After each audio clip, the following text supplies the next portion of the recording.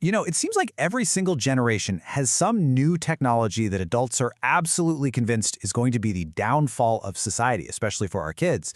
We've seen it with novels, with movies, with video games. The script is always surprisingly familiar. But now, we've got AI. And it's raising that same old question all over again, but maybe this time with a little more urgency. Is this time really different? Let's get into it. Wow, that sounds pretty scary, right? You'd probably guess it's about the internet or maybe some sketchy social media app. But get this was written way back in 1874. The guy who wrote it, James Green, was talking about cheap fiction novels. Yeah, books. They called them penny dreadfuls. It just goes to show you this intense fear about new media corrupting kids is nothing new at all. Okay, now let's jump forward about 140 years. The language is just as wild, just as alarming, but the bad guy has changed. This headline? It's about video games. The technology keeps evolving, but the panic, man, it sounds almost exactly the same. So what is this pattern we keep seeing over and over again? Well, what we're talking about here is a classic moral panic.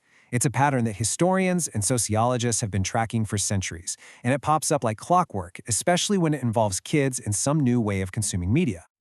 So a moral panic isn't just some sudden freakout. It's more like a slow burn. And honestly, it usually comes from a good place, right? It's a natural instinct to want to protect children from something we don't fully understand. But that protective urge can easily spiral into this massive, widespread anxiety. And this timeline just lays it out so perfectly. You've got the 1870s, where dime novels were supposedly creating a fearful increase of youthful criminals.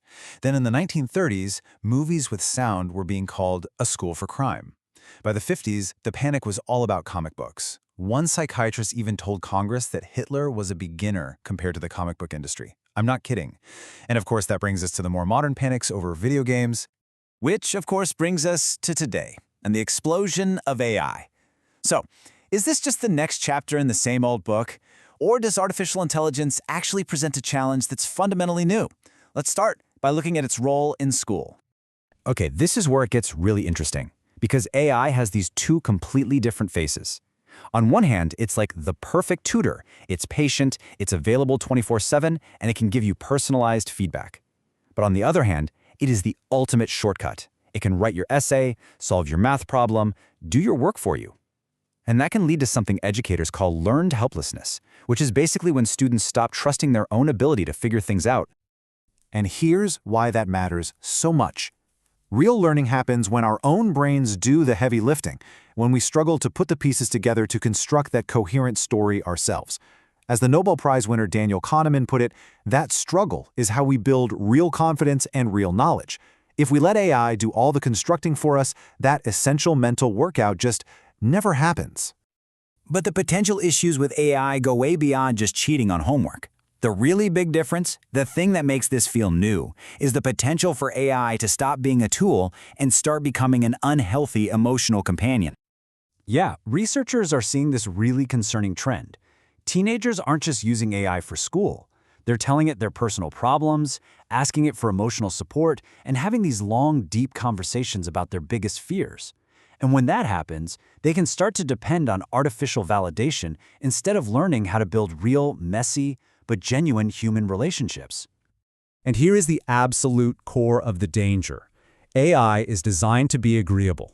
It gives you what's called simulated empathy. It'll say things like, "I understand how you feel," but it has no judgment, no real-world context, and zero responsibility. It can end up reinforcing really harmful or distorted ways of thinking, all without ever realizing that the person on the other end is in a real crisis and needs actual help. And this isn't just a theoretical worry. Sadly, there have been tragic, real-world consequences. We have documented cases where chatbots have actually validated a user's suicidal thoughts or romanticized harmful ideas. In some cases, they've even acted as an accelerant for delusional thinking, all while the person's family and doctors had no idea what was happening. Okay, these risks are clearly profound, but the answer isn't just to panic and ban the technology.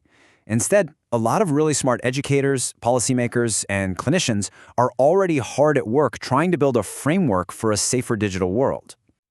The big goal here is to foster something called digital citizenship.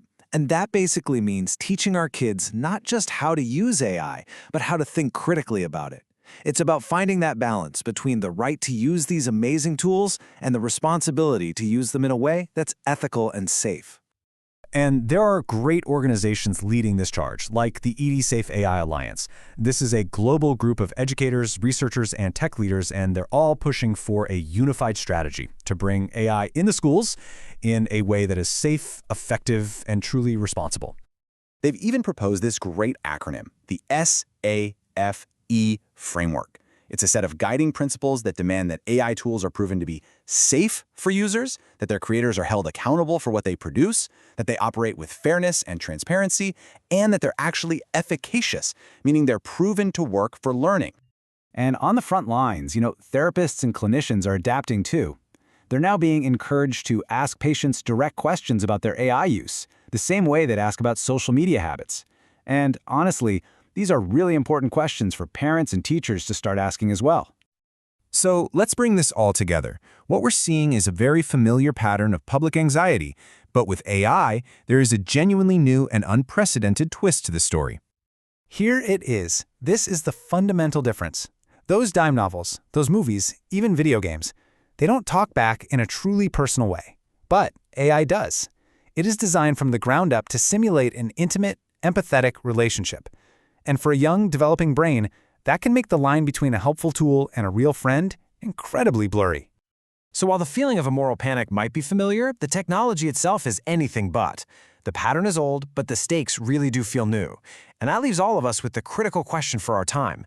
How do we apply the lessons from all those panics of the past to protect our kids today, without letting our very real fears of the future get in the way of progress?